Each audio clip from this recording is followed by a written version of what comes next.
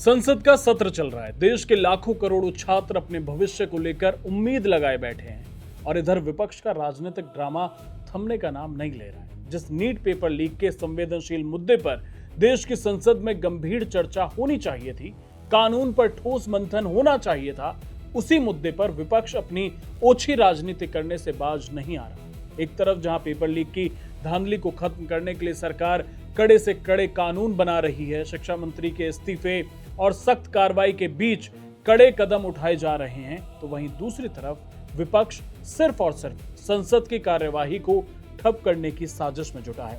संसद सत्र का पूरा पहला हफ्ता विपक्ष के हंगामे की बलि चढ़ गया और अब जब दूसरा हफ्ता शुरू हुआ है तो विपक्षी दल संसद के अंदर चर्चा करने के बजाय बाहर खड़े होकर केवल नारेबाजी कर रहे हैं।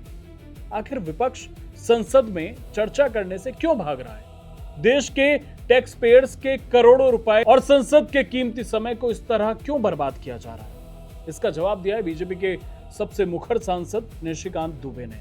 निशिकांत दुबे ने संसद से लेकर सड़क तक कांग्रेस के दोहरे चरित्र और उसकी नीयत की ऐसी क्लास लगाई है जिसके बाद पूरी कांग्रेस और पूरे विपक्ष की सिट्टी पिट्टी गुम हो गई। बीजेपी सांसद निशिकांत दुबे ने विपक्ष को पूरी तरह से नंगा कर दिया है। उन्होंने तीखा प्रहार करते हुए साफ कहा कि ये लोग संसद में चर्चा क्या करेंगे, ये तो खुद देश में पेपर लीक के सबसे बड़े बादशाह रहे हैं। कांग्रेस पार्टी और उनके सहयोगियों के पास इस मुद्दे पर बात करने के लिए कोई नैतिक आधार, कोई मॉरलिटी बची नहीं है।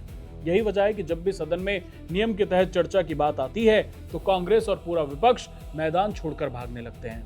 दुबे ने कहा कि विपक्ष को इस बात का खौफ सता रहा है कि अगर संसद में नीट और पेपर लीक के इतिहास पर खुलकर बहस हो गई तो उनके अपने पुराने काले कारनामे जनता के सामने आ जाएंगे और वे पूरी तरह से बेनकाब हो जाएंगे। निशिकांत दुबे ने कांग्रेस के इतिहास के उन पन्नों को पलटकर सामने रख दिया जिन्हें कांग्रेस हमेशा के लिए दबाना चाहती थी। उन्होंने देश को याद दिलाया कि कैसे महाराष्ट्र में कांग्रेस सरकार के दौरान पूर्व मुख्यमंत्री शिवाजीराव पाटिल निलंगेकर ने अपनी ही बेटी के अंक बढ़वा दिए थे, पास करा दिया था। नियमों की धज्जियां उड़ाकर एक फेल लड़की को फर्जीवाड़े के जरिए पास करवा दिया गया। जब ये काला सच उजागर हुआ तो उन्हें दबाव में आकर अपने पद से इस्तीफा तक देना पड़ा था।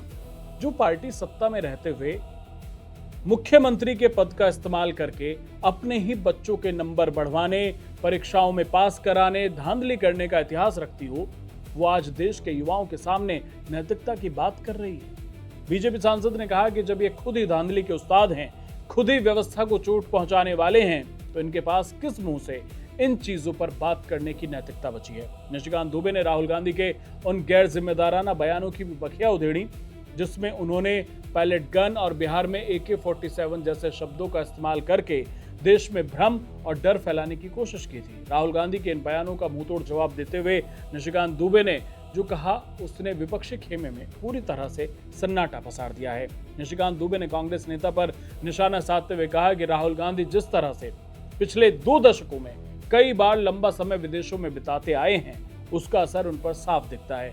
उन पर विदेशी ताकतों का इतना बड़ा प्रभाव हो चुका है कि उनके दिमाग में सिर्फ देश में हंगामा करना और देश को कैसे तोड़ा जाए, यही सब बातें घर कर चुकी हैं।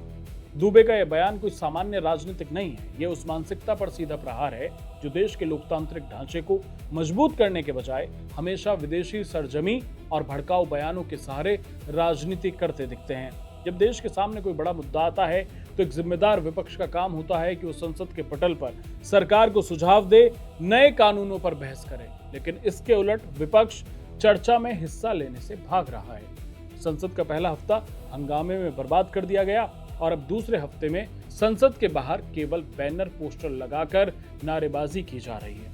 अगर विपक्ष के पास वाकई छात्रों के हित में कोई विजन था, अगर उनके पास कोई ठोस तथ्य थे, तो वो संसद के अंदर बैठकर बहस करने से क्यों कतरा रहे हैं? बीजेपी सांसद के बयान बताते हैं कि देश की शिक्षा व्यवस्था में धांधली और भ्रष्टाचार का बीज बोने वाली कोई और नहीं बल्कि खुद कांग्रेस की पुरानी नीतियां रही हैं।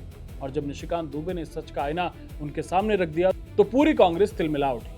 आप निशिकांत दुबे की इस टिप्पणी पर कांग्रेस जो कर रही है उस पर क्या कहना चाहते हैं, हमें कमेंट बॉक्स में बताएं। चैनल सब्सक्राइब करना ना भूलें। धन्यवाद।